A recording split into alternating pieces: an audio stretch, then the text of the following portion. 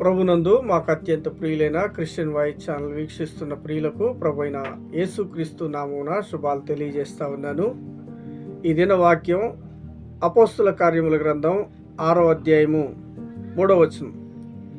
కాబట్టి సహోదరులారా, ఆత్మతోనూ జ్ఞానముతోనూ నిండుకొని మంచి పేరు పొందిన 7 మనుషులను మీలో ఏర్పరచుకొనుడి.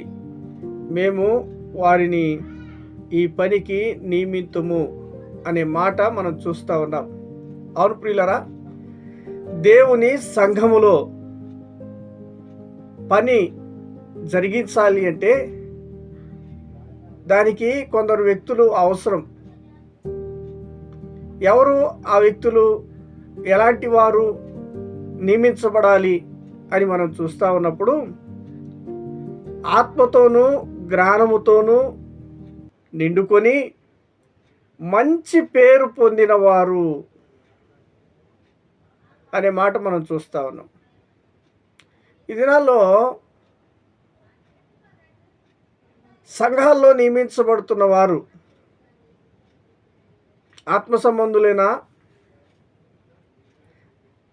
దేవుని జ్ఞానంతో నింపబడిన వారేనా, మంచి పేరు కలిగిన వారేనా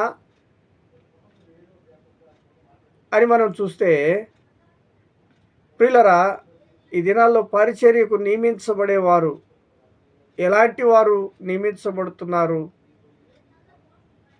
కదా? బైబిల్ గ్రంథంలో పని కొరకు నియమించడానికి యవన ప్రాయములో ఉన్నటువంటి యవనస్తులను, మరి ముఖ్యంగా ప్రాముఖ్యమైనటువంటి ప్రప్రథమ స్థానాన్ని సంఘాలలో ఇవ్వబడిన సందర్భాలు అనేకమైనవి ఉన్నాయి. కానీ ఈ దినాల్లో ఎవరికి ఎక్కువ ప్రాధాన్యత ఉంటుంది?